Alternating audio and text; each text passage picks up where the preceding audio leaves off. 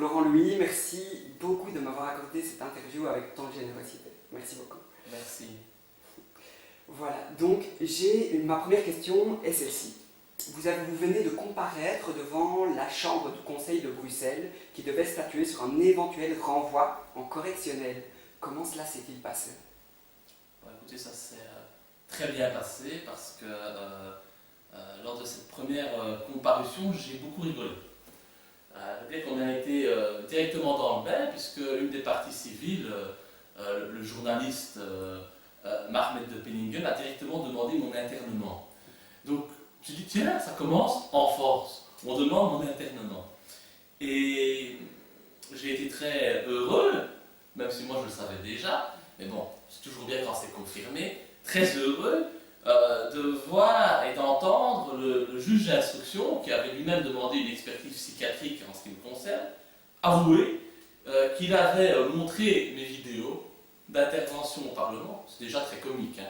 Donc on donne des vidéos à un psychiatre pour juger de la bonne santé mentale d'un député. Bon, pas ça.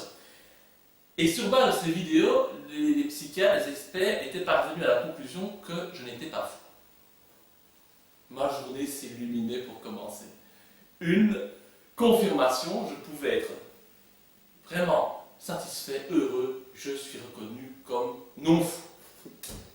Par un système qui marche sur la tête, bon, il faut à toi se poser des questions, hein, parce qu'il y a quand même aussi beaucoup de personnes qui ne sont pas tout juste au niveau de la justice et de la politique. Mais bon, puisque c'est la vérité qu'on reconnaît comme étant la vérité suprême, voilà, c'est dit, Laurent Louis n'est pas fou. Donc ça a commencé vraiment de manière très positive. Puis, ça a continué dans cette voie-là. Je ne pensais pas qu'on pouvait s'amuser autant devant un tribunal. J'ai vu le procureur du roi venir avec ses accusations, mais sans berlificoter totalement dans ses accusations. Il disait une chose, puis il disait oui, mais de toute façon, ça, on sait de toute façon que ça tombe, donc on ne va pas poursuivre sur cette base-là, mais on va poursuivre sur telle qualification. Puis, quand il requalifie les faits, eh bien, il dit quelque chose qui n'a vraiment rien à voir. Donc, il mélange les pinceaux, mais en permanence. Et ici, je ne vais pas montrer les incohérences du procureur de roi. Nous allons attendre de le faire ça en audience publique devant le tribunal correctionnel, bien entendu. Mais je promets beaucoup de spectacles dès à présent. Et donc après voilà, mon avocat a pris la parole pour, non pas pour me défendre, parce qu'il y a un article du Vers l'avenir qui prétend que je me suis défendu bec et ongle pour éviter mon renvoi en correctionnel. C'est un mensonge. Mon avocat a dès le départ demandé le renvoi en correctionnel. Pourquoi? Parce que je n'ai rien à cacher et que ce que je souhaite, c'est d'être jugé publiquement. Pas dans les caves d'un palais de justice devant une chambre du conseil, non, ça ne m'intéresse pas. Ce que je veux, c'est que je puisse me défendre devant les citoyens, qui, je l'espère, pourront assister à l'audience, puisque normalement les audiences sont publiques, quoique d'ici là, on aura peut-être trouvé une astuce pour faire en sorte que l'audience soit à huis clos. J'ai l'habitude de nos dirigeants, ils sont capables de tout. Et donc mon avocat est intervenu pour en quelque sorte ridiculiser les accusations. Non pas pour les contredire ou pour demander à la présidente de les rejeter, mais pour les ridiculiser. On s'est bien amusé. Et puis à la fin, nous avons demandé, comme convenu, le renvoi devant le tribunal correctionnel, renvoi qui nous a été accordé, on va dire ça comme ça, qui nous a été accordé par la présidente de la Chambre du Conseil. Et donc, d'ici quelques mois, il est difficile de dire quand, je comparaîtrai devant un tribunal correctionnel pour répondre des accusations qui pèsent contre moi. Ce sont des accusations purement politiques, hein, soyons clairs. C'est comme on pourrait dire du pipi de chat. C'est du folklore, c'est de la fantaisie, c'est du grand n'importe quoi. C'est en fait digne de notre justice en Belgique, digne d'un procès finalement qui a été mis en œuvre uniquement sur des bases politiques. Il faut savoir que le parquet a agi sur ordre de la ministre de la Justice et de la ministre de l'Intérieur. C'est quand même comique parce qu'on nous parle souvent de la séparation des pouvoirs, mais là, il n'y a pas de séparation des pouvoirs. Rien n'empêche un ministre, qui en Belgique, on le sait bien, a toujours une couleur politique, de demander à ses services de mettre l'appareil judiciaire en route pour attaquer un de ses concurrents directs. Mais pareil, c'est la démocratie. Par rapport à toutes ces accusations, je vous ai déjà beaucoup regardé sur Internet, comme beaucoup d'internautes. J'ai une deuxième question qui est celle-ci. Accusez-vous le gouvernement d'un crime contre son peuple? Non seulement le gouvernement belge est déjà coupable de crimes contre l'humanité, parce que c'est un secret pour personne, nous agissons aujourd'hui un peu partout dans le monde pour défendre des intérêts qui ne sont pas nobles. Un rappel tout simple. Nous avons envoyé nos avions bombarder la Libye. Des civils innocents ont été assassinés, des enfants. Idem en Afghanistan, où nous, soi-disant, nous luttons contre les terroristes. Quand on lance des missiles sur des familles, sur des civils, je ne vois pas où on combat le terrorisme. Pire, au Congo, en République démocratique du Congo, la Belgique aujourd'hui est en train de participer à un véritable génocide. Un génocide, surtout à l'est du pays, où on sait que les ressources naturelles sont énormes, le coltan, l'uranium qui est devenu aujourd'hui un élément très important dans la néocolonisation. C'est ce qui justifie la présence aujourd'hui de troupes françaises et européennes au Mali, en Centrafrique, des pays que l'on déstabilise à cause de leur potentiel en uranium, mais aussi au Congo, les diamants. Et les diamants, je ne peux pas dire où ils atterrissent en Belgique. Évidemment, c'est à Anvers, auprès d'une communauté que malheureusement on ne peut pas citer, mais qui a la mainmise sur la vente et le commerce des diamants en Belgique, nous le savons tous. Donc ce sont des intérêts financiers énormes qui sont en jeu. Et au nom de ces intérêts financiers énormes, notre pays soutient des gouvernements qui ne sont même pas soutenus par les peuples des pays où ils sont en place, mais simplement ce sont des marionnettes qui permettent la déstabilisation de ces pays et que nous opprimons. Quand on voit le nombre de femmes qui sont violées au Congo, dans l'Est, c'est inimaginable. Des milliers de femmes par jour, pour l'argent, pour le profit. Et nous autorisons ça. Donc déjà, la Belgique est coupable de crimes contre l'humanité. En plus, la Belgique, pour moi, est coupable d'un crime contre son peuple, puisqu'en fait, le gouvernement belge ne défend que des intérêts qui ne sont pas les intérêts de la population. Ils ne défendent que des intérêts inavouables. Ils ne défendent que les intérêts des banques, des lobbies financiers, des lobbies pharmaceutiques, des lobbies agro-industriels. Le gouvernement, non seulement, nous impose toujours plus de restrictions, nous impose toujours plus de taxes, il faut toujours travailler plus, se tuer à la tâche pour gagner finalement moins. Notre qualité de vie ne fait que régresser, mais en plus de ça, il ne se contente pas de nous remettre dans un état d'esclavage moderne. Non, il nous rend expressément malades, volontairement malades. Quand on accepte, par exemple, de commercialiser l'aspartame, tous ces produits light qu'on retrouve à longueur de temps dans nos supermarchés, eh bien ces produits nous tuent à petit feu. Les dirigeants le savent, mais ils continuent à les accepter sur le marché. Pourquoi? C'est parce qu'il y a des intérêts financiers là derrière. Rendre quelqu'un malade, ça rapporte à l'État. Pourquoi? C'est parce que de un, on vend ces produits, c'est de la merde en boîte. Il faut dire ce qu'il est, je ne peux pas l'appeler autrement, je ne peux pas dire mettre des efforts, on mange de la merde. Donc, on met là-dedans des produits qui font en sorte qu'il y ait une accoutumance. On a besoin de ces produits. Il suffit de demander aux personnes qui ont l'habitude de boire du Coca Light à quel point il est difficile de s'en passer. Parce que voilà, on a l'impression que c'est bon, que ça nous permet de digérer, que c'est dur de s'en passer et de se contenter d'eau, par exemple. C'est très dur. Donc c'est comme avec les cigarettes. On met là-dedans des additifs qui créent l'addiction. Oui, tout à fait. Oui. J'ai une petite question par rapport à ça qui me vient. J'ai entendu dire que la maladie, ça serait ce qu'on a vraiment du mal à dire. Et vous parlez des mensonges dans le Parlement et tout ça, et il y a ceci qui m'est venu. Le Parlement, on pourrait l'appeler comme ceci, le mensonge de la parole. Le médicament, le mensonge de la médecine, médicament. Mais que pensez-vous de ces petits liens que je fais, qui me viennent comme ça dans l'instant, par rapport Oui, je par pense rapport au qu'on mot peut. peut-être? C'est très intelligemment soulevé et je pense qu'on peut aller dans cette voie-là, en tout cas.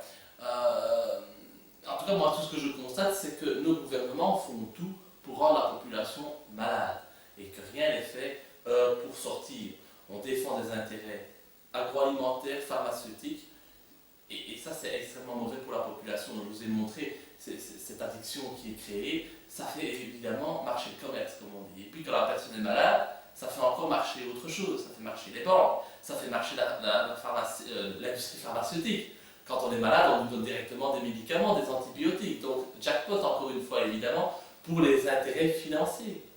Et aussi, on parle toujours du déficit de la sécurité sociale. C'est-à-dire que l'État, il y a un trou dans les caisses de la sécurité sociale. Et donc, pour rembourser ce trou, qu'est-ce qu'il fait, l'État? Il emprunte aux banques. Et donc, c'est encore un jackpot pour les banques, qui en mettent encore plein les poches. Et donc, comme ça, ce sont des étapes successives qui font que finalement, rendre les gens malades, c'est bon pour l'État. Ce n'est pas bon pour les citoyens, évidemment, c'est bon pour l'État. Et donc, on continue dans cette logique. Et donc, oui, notre gouvernement est en train de commettre des crimes contre sa propre population. Parlons même pas du mensonge qui, lui, maintenant, est totalement répandu au niveau politique. Hein. Ce sont plus des parlementaires que des parlementaires. Voilà, merci. Ici, je vais vous poser une autre question qui n'a rien à voir avec ce qu'on vient de parler. C'est, d'après vous, comment doit se passer l'éducation dans les écoles? Parce que je sens qu'on est dans un monde en grand changement et je me dis que, d'après vous, où est la rééducation voilà. Aujourd'hui, c'est clair que, on demande beaucoup de choses à nos écoles aujourd'hui. On demande non seulement aux écoles d'enseigner, mais également d'éduquer. Je pense que c'est une erreur. L'éducation, elle ne doit pas spécialement venir de l'école. L'éducation, elle vient des parents. Et on a créé une telle société où on force les gens à travailler toujours plus, que finalement, les parents ne voient jamais leurs enfants. Ils les déposent à l'école à 7h30 du matin, ils les récupèrent à 19h peut-être, ou à 17h, ou à 19h, ils les retrouvent à la maison. Et on croit qu'on va éduquer les enfants comme ça sur 2-3 heures par jour. C'est de l'absurdité. Non. Et c'est pour ça d'ailleurs que chez Debout les Belges, nous avons proposé un système très simple qui permet aussi de rémunérer les parents au foyer. Parce que je pense que c'est quelque chose qui est nécessaire. Avant, on voit bien que les mamans travaillaient beaucoup moins qu'aujourd'hui. Et je ne dis pas que les femmes doivent rester au foyer, sinon on va dire que c'est une position d'extrême droite. Ça peut être des pères au foyer. Le parent au foyer, pour moi, doit être quelque chose que l'on doit encourager. Bien sûr, il faut sortir de l'esprit de la société actuelle, de la consommation à tout prix, où les gens veulent toujours plus. Et donc, on travaille toujours plus pour gagner plus, ce qui devient de plus en plus difficile, au détriment de la qualité de vie, au détriment de l'éducation des enfants. Mais je ne jette pas la pierre sur les gens qui travaillent. C'est le gouvernement qui force comme ça. Pourquoi est-ce qu'il y a 100 ans, on pouvait vivre convenablement avec un seul salaire et avoir un des parents qui s'occupait de l'éducation des enfants à la maison? Et pourquoi est-ce qu'aujourd'hui, on ne sait plus vivre comme ça? Pourquoi il faut aujourd'hui que les deux parents travaillent? Pourquoi il faut aujourd'hui toujours plus d'argent pour finalement payer exactement les mêmes services que ceux qui existaient auparavant? Et je retire tout le superflu qu'on nous a rendu un peu comme indispensable, et qui finalement n'est pas nécessaire au bonheur. On a oublié le bonheur. Et donc, je pense réellement que l'éducation de l'un, elle doit venir des parents, qu'on doit rendre les parents capables d'éduquer leurs enfants. Pour ça, il faut sortir de la société telle qu'on la connaît aujourd'hui. Toujours plus vite, toujours plus nombreux. Et d'un autre côté, il faut remettre sur la table des valeurs. Ces valeurs, on les oublie. Lorsque je vois aujourd'hui qu'à l'école, un ministre français de l'Éducation nationale demande qu'on donne la priorité à l'éducation sexuelle, par exemple, ou dit qu'il faut absolument attirer l'attention des élèves sur l'homosexualité, la tolérance. Ok. Est-ce qu'il n'y a pas d'autre chose à faire à l'école avant de parler d'éducation sexuelle, d'homosexualité? Il y a bien plein d'autres choses. On peut parler de la tolérance. La tolérance non pas seulement envers les homosexuels, mais envers tous, envers toutes les cultures, toutes les religions. On peut aussi remettre de l'éthique. de la morale. Mais aujourd'hui, on voit très bien que ce ne sont pas des valeurs qui sont défendues par l'école. C'est pas ça. De toute façon, aujourd'hui, le monde dans lequel nous vivons est un monde qui n'est pas éthique, qui n'est pas moral. Donc il est logique qu'on n'apprenne pas ces valeurs à l'école. Tout à fait. Donc voilà, il faut aller vers une autre éducation, je pense, mais cette éducation, elle passe par un changement au niveau de la société. Si la société ne change pas, il ne sera pas possible d'améliorer l'éducation des enfants. Je pense que c'est quelque chose qu'il faut tenir compte, et ça demande une remise en question globale et générale de la société dans laquelle nous vivons. De toute façon, on voit très bien que si nous continuons dans la société telle qu'elle existe aujourd'hui, on va pas dans le mur. Tout à fait. Je suis d'accord. Merci pour cette réponse très claire. Alors, là, j'ai encore une question. C'est avez-vous un projet de campagne au sein du mouvement citoyen Debout les Belges? Et quel est-il? Un projet de campagne, mais le projet de campagne, c'est justement la réconciliation et l'unité nationale.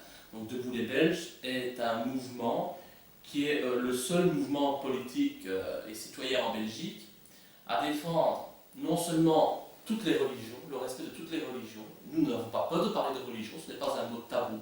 Nous n'avons pas peur non plus de parler des valeurs de la religion. Je pense que c'est quelque chose dont on peut encore parler aujourd'hui, quand même. De parler d'un véritable message d'union entre les citoyens. Nous ne voulons pas de clivage. C'est pour ça qu'il n'y a pas besoin de demander si Debout les Belges est de gauche ou de droite. Ça, ce sont déjà des clivages qui opposent la population au lieu de les rassembler. Debout les Belges, ça s'adresse à tous les citoyens, quels qu'ils soient, quels que soient leurs horizons, quelles que soient leurs origines ethniques, philosophiques, religieuses, quel que soit leur âge, quel que soit leur sexe. Nous sommes tout simplement pour un mouvement qui unit les citoyens, qui partagent une seule chose. C'est l'amour du pays. L'amour du pays, pas le pays tel qu'on le connaît aujourd'hui, ce pays de division, de discorde que nos politiciens ont créé, mais un pays où on est fier des valeurs que nous prônons, que nous partageons, les valeurs qui ont fondé la Belgique. D'accord, merci. D'après vous, faut-il créer une rééducation sociale? Mais évidemment, puisque l'éducation sociale n'existe pas, on n'apprend pas les gens à être des citoyens respectueux, responsables. Donc, à partir de là, il faut déjà créer l'éducation sociale pour faire en sorte que plutôt que de voir son voisin comme un danger potentiel, comme un ennemi potentiel, qu'on le voit comme un frère, comme un ami, et recréer les liens entre les individus, c'est la mission essentielle que nous avons à mener en Belgique, mais partout dans le monde d'ailleurs. Nous vivons à côté de voisins que nous ne connaissons pas. Nous nous refermons chez nous. Aujourd'hui, on voit c'est quoi le principe ou ce que les Belges aiment en Belgique. Ce après quoi ils courent, c'est que chacun ait sa petite villa à la campagne, qu'on encercle de barrières, avec une grille, où il n'y a pas de contact avec les autres, et surtout ne pas être dérangé par ses voisins. On vit replié sur soi. C'est une erreur. Il faut recréer des liens entre les citoyens, et c'est comme ça qu'on va parvenir à résoudre des problèmes flagrants de société. Parlons des seniors. Aujourd'hui, qu'est-ce qu'on constate? Les seniors, les personnes âgées sont totalement abandonnées, délaissées. Ce sont les laissés pour compte de la société. Lorsqu'elles ne meurent pas chez elles dans l'indifférence la plus totale, on les stocke dans des maisons de repos, sans âme, sans amour, sans aucune compassion. C'est triste. J'ai vu beaucoup de maisons de repos. C'est triste de voir ce qui s'y passe.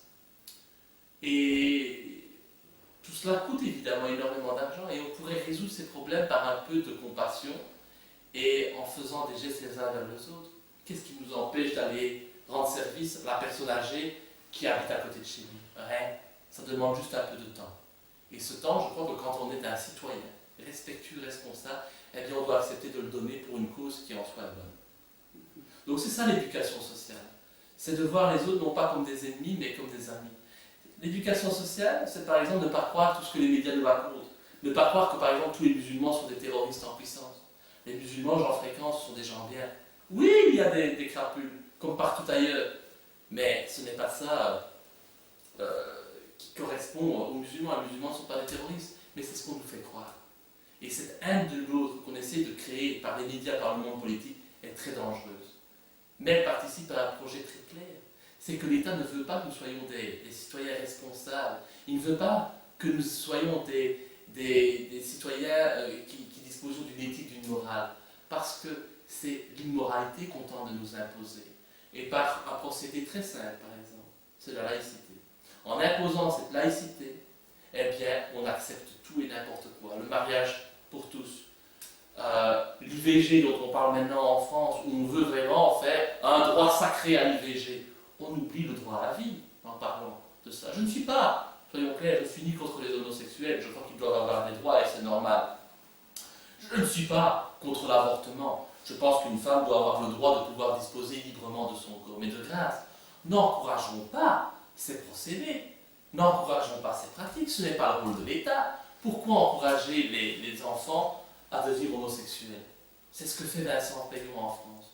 Pourquoi encourager les femmes, ou même les hommes et les femmes, à ne pas se protéger, à avoir des relations sexuelles comme bon leur semble, et à aller finalement avorter comme si on allait chez le coiffeur ou chez le boulanger? Il y a quand même un minimum à penser. Responsabiliser les gens, c'est ce que l'État ne veut plus faire. Pourquoi? Parce que responsabiliser les gens, ça ne rapporte rien en termes électoraux. Il vaut mieux encourager les gens à faire tout et n'importe quoi. On vaut mieux encourager les gens à se droguer, à être sous des addictions. Tant que les gens ne pensent plus, ne raisonnent plus, ben c'est bien. L'État peut continuer à mettre en place son projet sataniste de laïcité et de démoralisation totale de la société. D'accord, merci pour cette réponse claire. J'ai vu que beaucoup de Français vous soutiennent si les choses se concrétisent. Apporterez-vous ensuite votre soutien au peuple de France, les Français qui sont nombreux à venir voir vos vidéos? Ben oui, mais je pense qu'on est tous avant tout des citoyens du monde, et que donc le combat que je mène en Belgique est un combat qui peut être mené n'importe où dans le monde, qui peut avoir des répercussions un peu partout. Je pense que le débat est tellement large aujourd'hui, de toute façon, il serait stupide de croire que le débat s'arrête aux frontières d'un pays. C'est ridicule. Lorsqu'il y a des chemtrails, lorsque on promeut l'énergie nucléaire, ça concerne le monde entier. Il serait stupide de croire que tout s'arrête aux frontières d'un pays. Donc évidemment, aujourd'hui, il y a des débats qui sont des débats mondiaux et non pas des débats belgo-belges. Ce sont des débats que j'essaye de mettre sur la table ici en Belgique. La néocolonisation que l'on connaît aujourd'hui, cette course effrénée aux ressources naturelles, les lobbies sionistes, pharmaceutiques, agroalimentaires, tout ça dépasse la Belgique. Ça concerne tout le monde. Ces OGM qu'on tente de nous imposer, ça ne se limite pas à la frontière d'un pays. Donc évidemment, les débats que je joue sont des débats qui concernent l'ensemble de la population mondiale, et c'est ce qui fait d'ailleurs que j'ai un soutien qui dépasse largement les frontières de la Belgique. Debout les Belges, c'est incroyable, mais nous avons des adhérents au Vietnam, au Canada, en Amérique du Sud, partout en Afrique, en Russie. Je ne connais pas un seul mouvement politique belge qui puisse se prévaloir de tel soutien à travers le monde.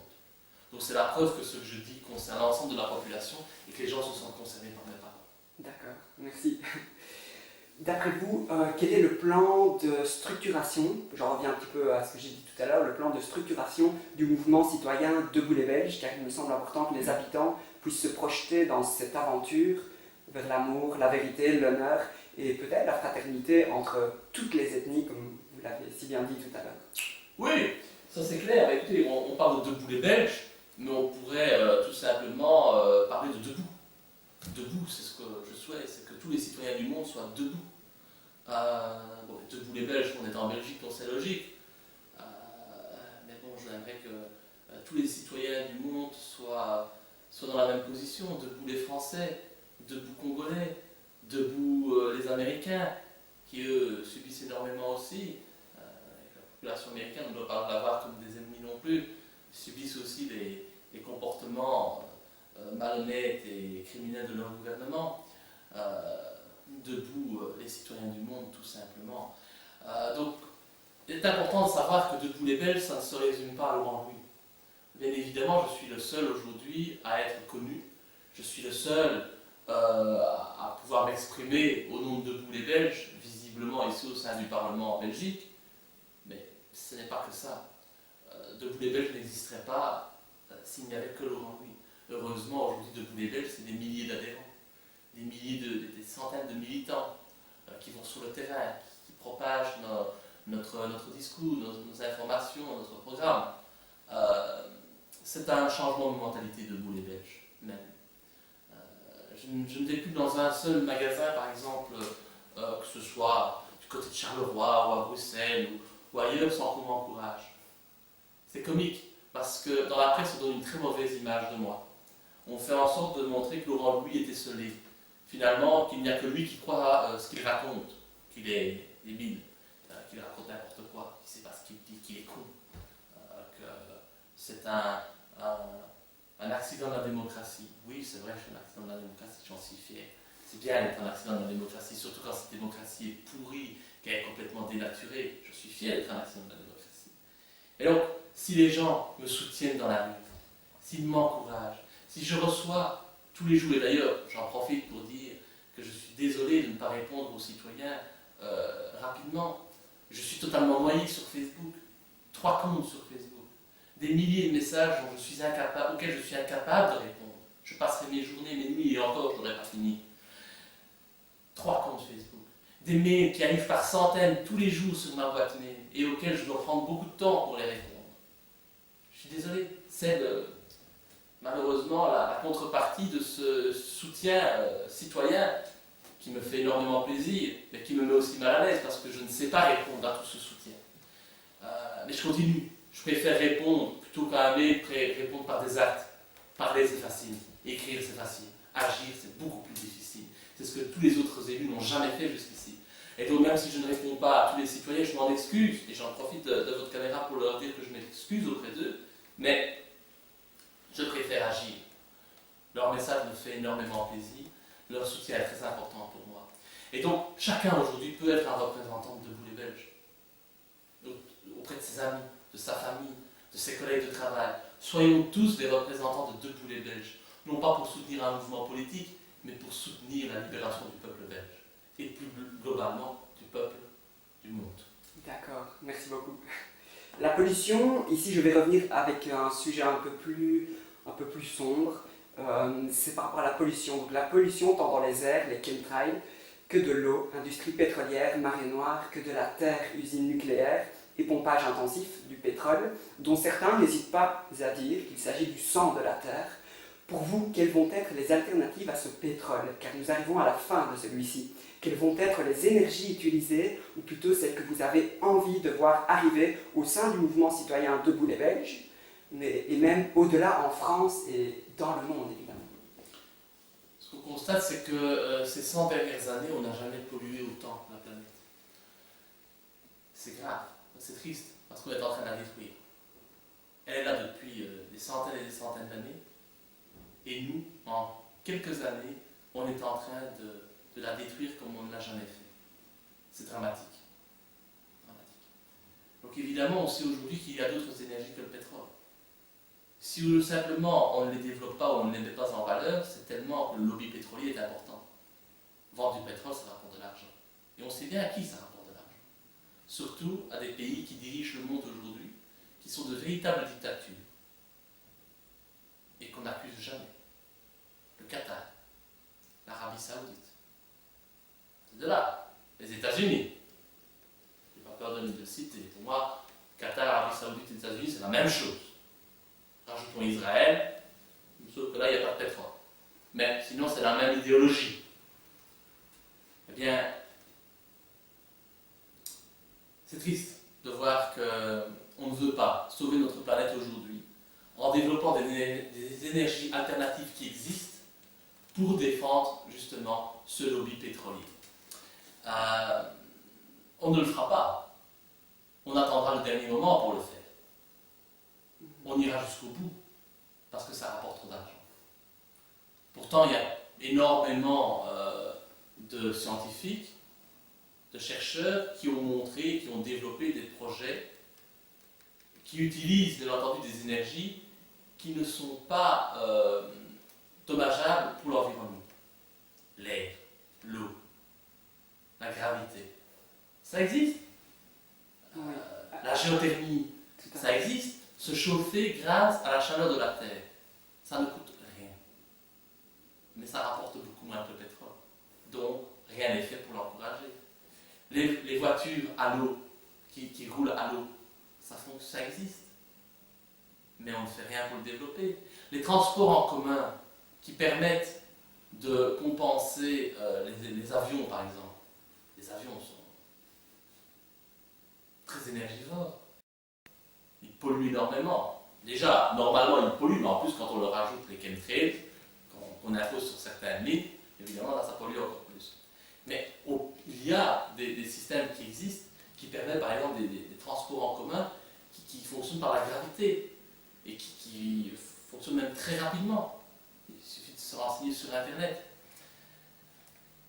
Malheureusement, on ne les met pas en valeur, on ne veut pas les développer, non pas que ça coûte trop cher de les développer, mais tout simplement ça n'intéresse pas les lobbies puissants qui sont derrière.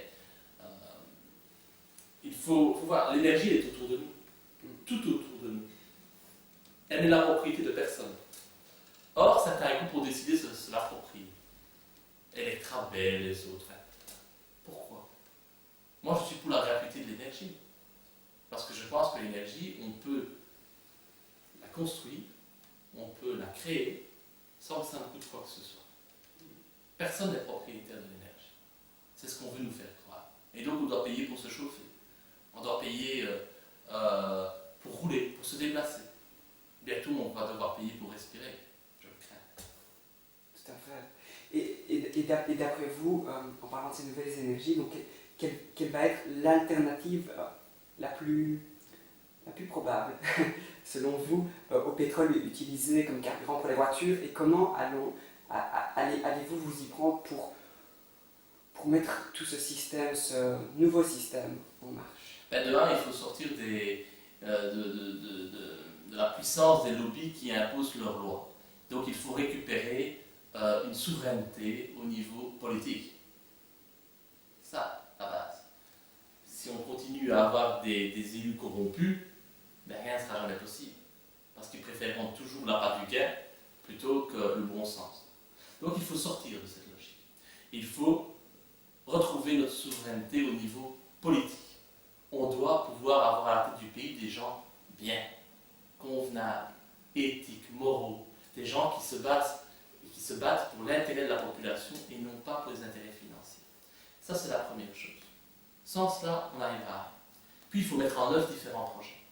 Je pense qu'il y a l'éolien qui existe, la géothermie, la permaculture, sont des choses positives pour l'environnement.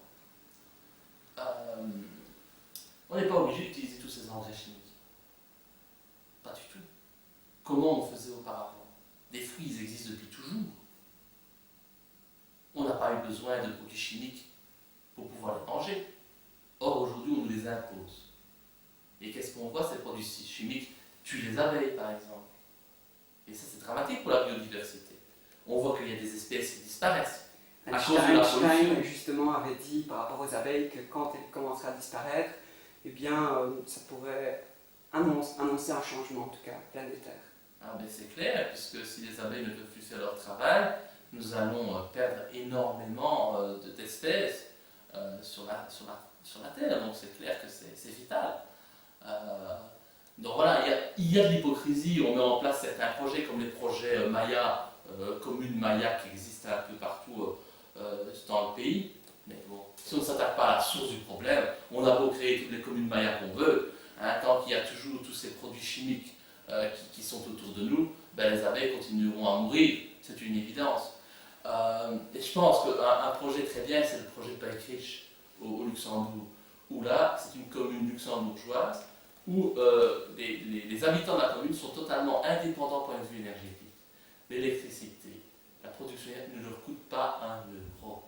Ils utilisent, eh bien, évidemment, l'agriculture, les déchets de l'agriculture, je pense aussi aux excréments, évidemment, pour créer de l'énergie. Ça existe. Aujourd'hui, on nous fait manger de la merde. Moi, je préfère qu'on utilise la merde pour créer de l'énergie, tant qu'à parler franchement. Pourquoi pas? Je veux dire, c'est toujours mieux. La géothermie, bien entendu aussi le solaire. Se servir de l'énergie du soleil, ça ne coûte rien. Le soleil est là, la lumière est là, utilisons-la. Justement, j'ai une question à ce niveau-là, au niveau des panneaux solaires. Qu'en pensez-vous, maintenant qu'on sait que l'énergie, la nanotechnologie existe, c'est pas facile à dire, je comprends. La nanotechnologie existe, eh bien, que pensez-vous que les panneaux solaires sont un leurre qu'on a donné aux citoyens ou c'est déjà, pour vous, un bon premier pas? Bah, c'est toujours mieux que rien, de toute façon. Toute l'énergie qui est produite de ces panneaux solaires, c'est toujours ça qui est produit en moins par le nucléaire et donc notre population est moins en danger. Maintenant, nul doute, surtout lorsque des gouvernements politiques octroient des primes pour le développement de tel ou tel secteur, il y a toujours anguille sous roche. Donc j'imagine que derrière cela, il y a aussi du commerce et du profit. Il y a un marché. Certains en auront profité. Et mon petit doigt me dit qu'il y a aussi bien des politiques qui ont donné des aides, qui ont donné des aides au secteur, qui devaient avoir des intérêts dans ce secteur.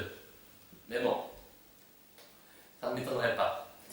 Donc voilà, c'est toujours mieux que rien, mais s'il y a encore autre chose qu'on peut utiliser et qui est encore moins mauvais pour l'environnement, faisons-le. D'accord, merci. Donc vous avez bien entendu parler de l'énergie libre. Donc si je vous dis le nom de Nikola Tesla, est-ce que cela vous dit quelque chose ou non? Oui, ça me dit quelque chose, mais ce que je pense qu'il faut savoir, c'est que l'énergie, comme je l'ai dit, elle est tout autour de nous. Donc nous pouvons l'utiliser, sans que ça n'implique quoi que ce soit. C'est quelque chose qu'on a oublié. On nous a fait croire que finalement il fallait toujours payer pour l'énergie. Non! L'énergie peut être gratuite. Et ça, c'est un projet que je tiens à défendre avec Debout les Belges. Alors on va dire, Laurent Louis, c'est encore une fois un populiste, demain il va promettre qu'on rase gratuit. Bah oui, on peut se raser gratuitement, ça ne coûte rien. Eh bien l'énergie, c'est la même chose. Normalement, elle ne coûte rien. L'énergie qu'on peut sortir de l'eau, par exemple, des rivières, ben, ça ne coûte rien, mon Dieu. On va quand même pas dire que ça coûte quelque chose. Donc on peut l'utiliser. Voilà ce que je veux défendre et je pense que c'est en ça que je peux rejoindre le principe de l'énergie. D'accord, je partage tout à fait votre avis. La question suivante est plus politique. Pourquoi Debout les Belges voulez-vous faire démissionner, sortir les représentants de leur siège, concrètement? Parce que beaucoup de gens se posent la question, m'ont posé la question, et voilà, donc je vous questionne. Mais oui, en fait, c'est parce que Debout les Belges, on demande la suppression des partis politiques. Tout simplement parce que, de un, les partis politiques aujourd'hui ont créé une dictature, sous les apparences d'une démocratie. Finalement, ce sont les partis politiques qui décident de tout, et les citoyens n'ont jamais leur mot à dire. En plus, les partis politiques renient leur programme. Donc c'est véritablement bien une dictature. Donc je veux supprimer les partis politiques. Ça entraîne évidemment la suppression du Parlement tel qu'on le connaît aujourd'hui, puisque ce Parlement il n'est composé que de partis politiques. C'est bien moi qui suis indépendant, mais bon, il n'est composé que de parlementaires issus de partis politiques. Moi je veux un Parlement citoyen. Parce que le problème, c'est lorsque les gens appartiennent à un parti politique, finalement, ils ne suivent plus leurs propres convictions. Ils ne suivent plus leurs propres idées. Ils suivent les idées que l'on leur impose. Ils suivent les projets imposés par les lobbies.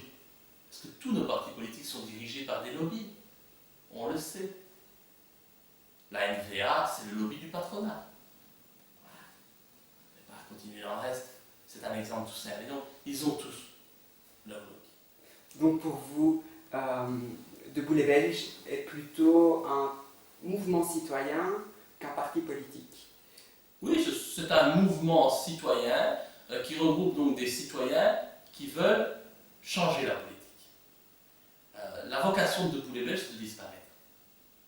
Imaginons que demain, nous ayons 50%, plus de 50% des voix en Belgique.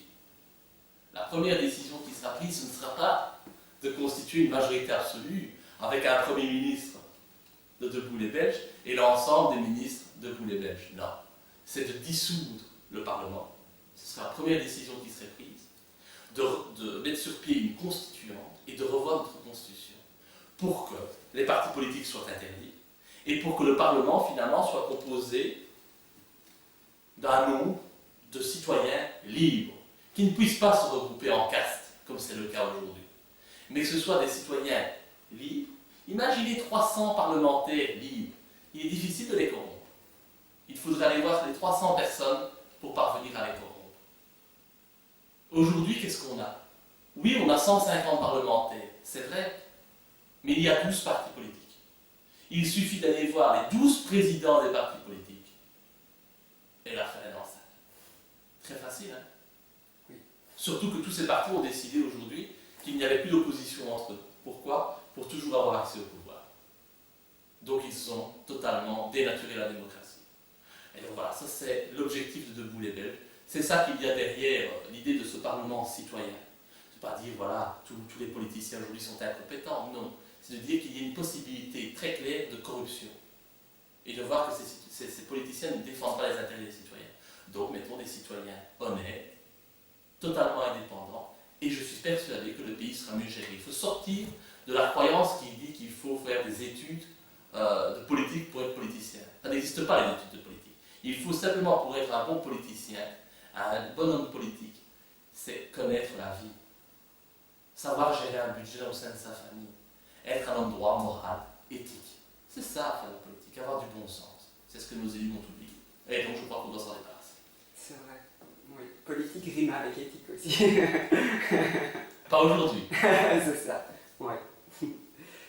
Alors, une question un peu plus sérieuse. D'après vous, nous cache-t-on des progrès pour nous asservir et nous esclavager avec des technologies rudimentaires pour les lois crapuleuses du marché? Ça, c'est une évidence. Il y a plein de progrès qui existent, qui ont été faits, mais on n'en parle pas, tout simplement parce que si on nous en parlait, de toute façon, il n'y aurait plus l'esclavage que nous connaissons aujourd'hui. C'est certain. On pourrait très bien vivre dans une société où finalement on a plus de temps libre. Ce ne serait pas interdit, ce n'est pas impossible. Parce qu'aujourd'hui, on a tellement créé des outils qui permettent de faciliter le quotidien des citoyens que l'on pourrait vraiment vivre plus sereinement et avoir plus de temps libre. Or, on fait tout pour qu'on en ait moins, évidemment. Toujours travailler plus, puisque tout coûte de plus en plus cher. Et comme tout coûte de plus en plus cher, il faut toujours plus en plus d'argent. Parce que sinon, on n'arrive pas à joindre les deux bouts.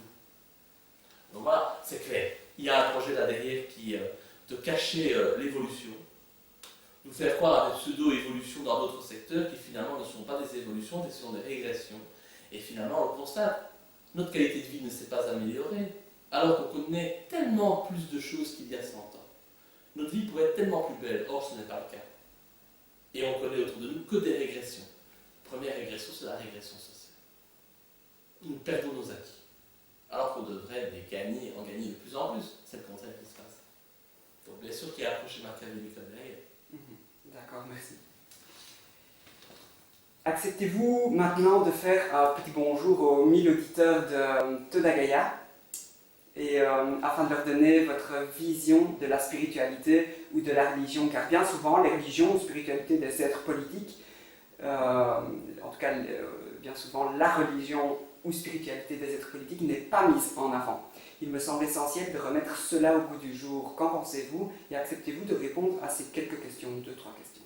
Bien sûr, d'ailleurs, un grand bonjour à toutes les personnes qui sont abonnées à cette chaîne et qui partagent nos valeurs et surtout qui n'ont pas peur de parler de religion, de spiritualité. Je pense que c'est important, ce n'est pas parce qu'on est politique que l'on ne doit plus aborder ces questions. Ce ne sont pas des questions tabous, ce ne sont pas des sujets tabous. Une fois de plus,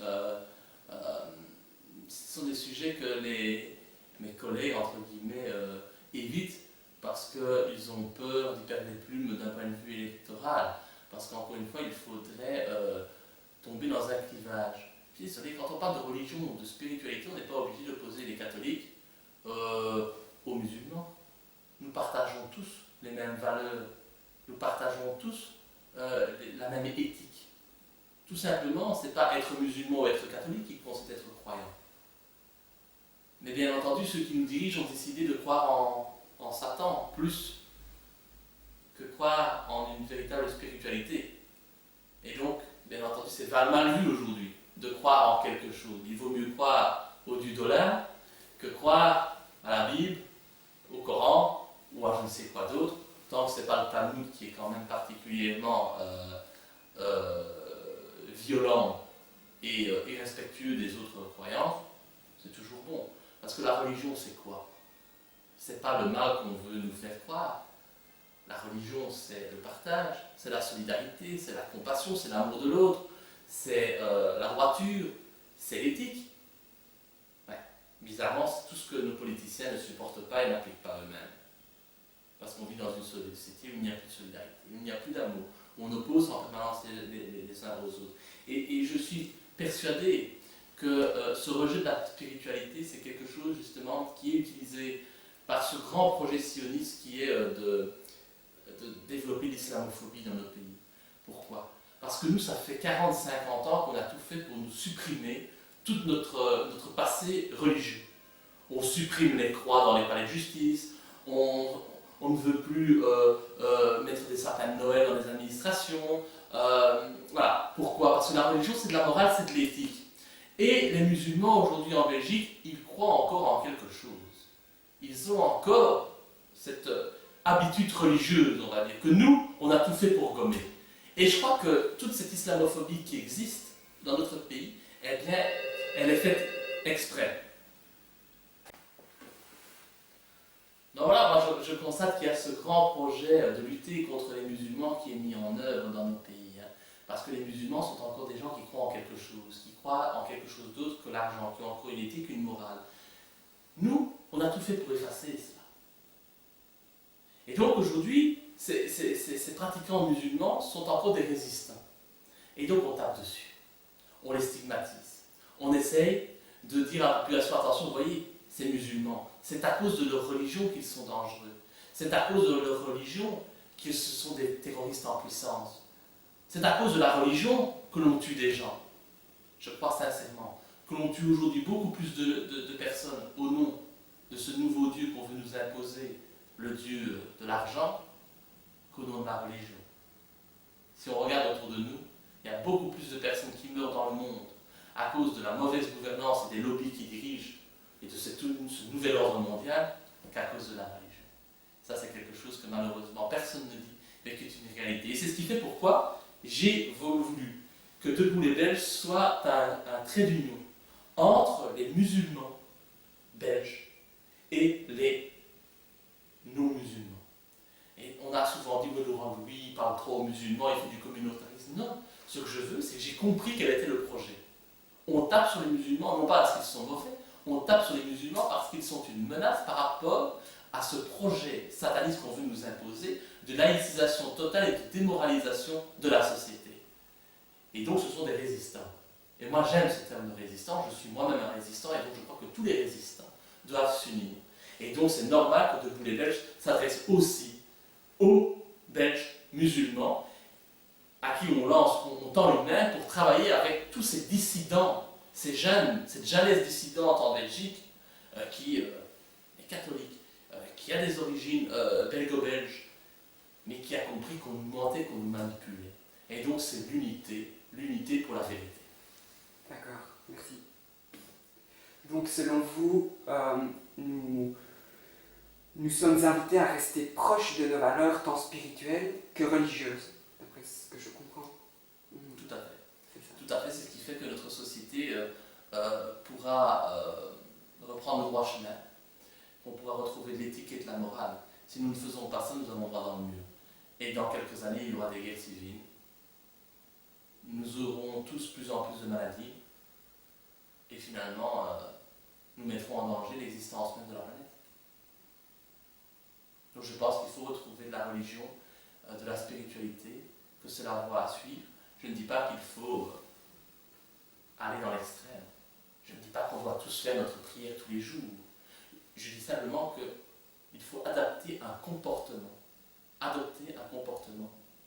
digne, droit, éthique et spirituel ou religieux. Si on applique les préceptes de la religion, le monde ira mieux. Je ne demande pas qu'on soit tous des religieux, parce que nous sommes tous des êtres humains, faillibles, nous commettons tous des erreurs, et donc ce n'est pas ça qu'il faut absolument. Je ne demande pas à ce que tout le monde ait un chapelet et fasse ses prières, non. Simplement qu'on change la société et qu'on lui remette des bases solides. D'accord, merci. C'est vraiment clair, merci.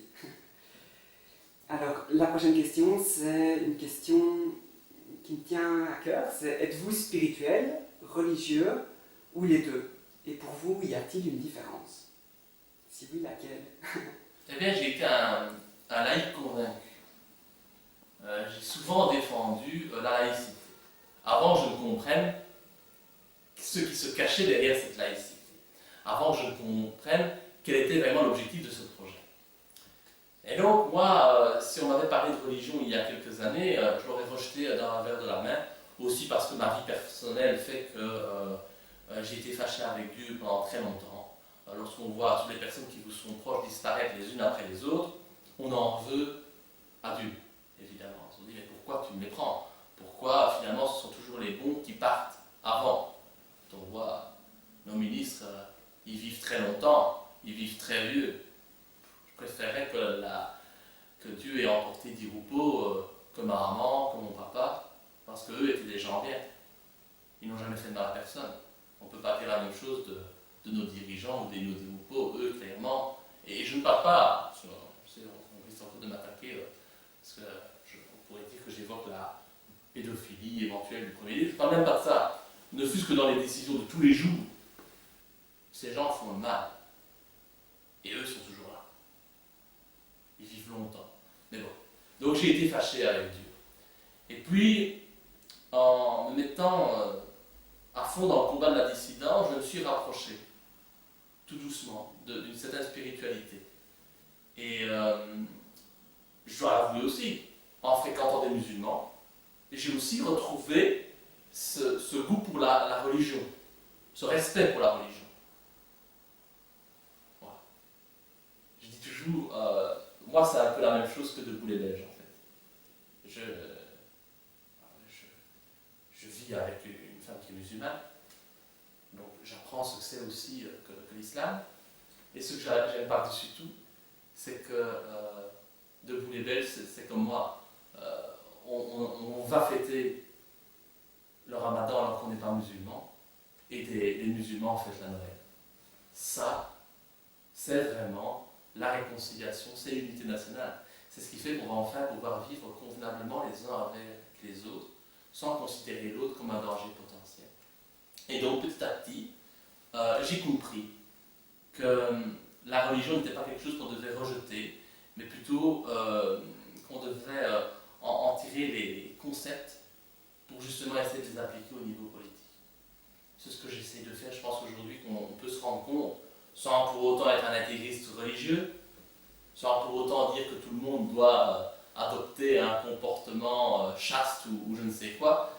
Je pense qu'on peut se rendre compte que dans mes interventions au Parlement, on retrouve ce côté spirituel et éthique que j'essaie de faire passer auprès de nos dirigeants, qui n'ont pas l'air de le comprendre. Ils sont tellement influencés par Satan que je peux aisément comprendre pourquoi ils ne sont pas touchés par ce que je raconte. D'accord, merci. Et voici l'avant-dernière question, qui pour moi est... Oui, celle-ci me tient encore plus à cœur que la précédente. C'est que signifie la fraternité universelle pour vous? Si je vous dis le mot fraternité universelle. C'est la seule chose qui sauvera ce monde. Là, je crois que je ne vais même pas être plus long, parce que la fraternité universelle, c'est la seule chose que nous puissions faire pour contrecarrer la volonté de ce nouvel ordre mondial et faire en sorte que nous puissions sauver notre planète et nous garantir la paix. Tout ce que nos dirigeants ne veulent pas. Merci. Merci beaucoup. Et ça c'est des questions, c'est une question des internautes qui revient souvent. Pourquoi le mouvement citoyen Debout les Belges s'appelle Debout les Belges? Parce que déjà, je trouve qu'il vaut mieux que les Belges soient debout couchés. Ils sont couchés depuis trop longtemps. Ils sont même devenus les serpillers et les torchons de nos dirigeants politiques. Donc, debout, c'est une belle position. Plus largement, c'est parce que Debout les Belges, c'est totalement lié à moi. Lié à mon parcours, lié à mon vécu. Je suis en train d'essayer de rédiger un livre dû essayer parce qu'il y a tellement d'actualités autour de moi, tellement de sujets que j'aborde que je n'ai pas toujours le temps de me plonger dans la rédaction de ce bouquin. Mais en l'écrivant, le titre m'est directement venu à l'esprit. Enfin, on peut déjà le savoir, le titre c'est Debout. Debout parce que depuis que je suis tout petit, j'ai toujours reçu des coups. Tout le temps. Que ce soit à l'école, où j'ai souvent été humilié, que ce soit les coups de la vie avec le décès de mes parents, le fait qu'aujourd'hui je suis totalement seul, je n'ai plus de famille autour de moi, tous les membres de ma famille sont décédés, donc c'est souvent les coups de la vie. Encore aujourd'hui en politique, tous ces coups politiques, cette bassesse, ces attaques médiatiques, cette campagne de calomnie permanente qui essaye de salir un homme finalement qui n'a jamais rien fait de mal, j'ai donc toujours pris des coups. Et malgré tous ces coups, je suis toujours resté debout, toujours continué à vouloir avancer. J'aurais pu décider de laisser tomber en disant à quoi ça sert? À quoi ça sert de me battre par exemple au niveau politique? À quoi ça sert? Il y a 4 ans, j'étais un homme qui n'avait jamais été accusé de quoi que ce soit. Aujourd'hui, on a totalement sali mon image. Il y a des gens pour qui je suis une ordure. Alors que je n'ai rien fait. Je n'ai fait qu'ouvrir ma bouche. Je n'ai fait que dire des vérités qui dérangent. Et je n'ai fait qu'avoir été sali par la presse, par les concurrents politiques. Donc on pourrait se dire à un moment donné, pourquoi tout ça pour ça? Mais je continue parce que je pense que c'est mon devoir de le faire. Je ne vais pas parler de mission parce que ce serait peut-être exagéré. Je pense que c'est mon devoir de le faire. C'est ce qui me permet de me regarder tous les matins devant une glace et de ne pas avoir honte de moi. Je n'ai pas honte du travail que j'ai fait. Je pense que j'ai fait le maximum. Je continue à faire le maximum. Et j'espère que si les élections ne sont pas truquées et que le soutien de la population est important, et que je puisse continuer à le faire parce que je pense que c'est vital pour notre société, notre pays, sans vouloir être présomptueux du tout. Puisque moi je ne me bats pas pour moi-même, je ne suis pas un carriériste, je me fous d'être élu moi, ça ne compte pas pour moi. Et ce que je ne me fous pas, c'est l'avenir de nos enfants, l'avenir de nos concitoyens, ça je ne m'en fous pas. Et je sais que si on laisse le sort du pays entre les mains de ceux qui nous dirigent, je ne donne pas cher de notre avenir. Donc malgré les coups, je suis toujours resté debout, j'ai toujours continué à avancer, et donc c'est ce que j'ose espérer pour tous les Belges, c'est que malgré les coups qu'ils subissent, ils restent debout. Donc debout les Belges. D'accord. Et afin de souhaiter la bienvenue aux nouveaux adhérents de Debout les Belges, savez-vous rappeler le site internet de Debout les Belges? Oui, donc toutes les personnes qui veulent nous rejoindre, c'est très simple, c'est www.deboutslesbelges, tout en un mot, .be. Et donc il suffit d'aller dans la section adhérer, et voilà, l'adhésion est gratuite, parce que ça aussi c'est ce qui nous différencie des autres mouvements politiques. Je crois qu'un mouvement politique n'a pas comme vocation de faire de l'argent, une fois de plus. On a vocation de rassembler les gens, et pour ça c'est gratuit. D'accord. Merci beaucoup. Merci. Pour cette interview qui m'a vraiment touché. Eh bien, là, je vous remercie pour les questions parce que j'ai l'habitude de fréquenter des journalistes. Il est incroyable de voir la stupidité de leurs questions, le manque de sens, de profondeur. Et ici, c'est bien la première fois depuis longtemps que j'ai à répondre à des questions intelligentes, sensées et qui ont du fond. Donc c'est moi qui vous remercie. Merci beaucoup. Je vous serre la main. Merci beaucoup.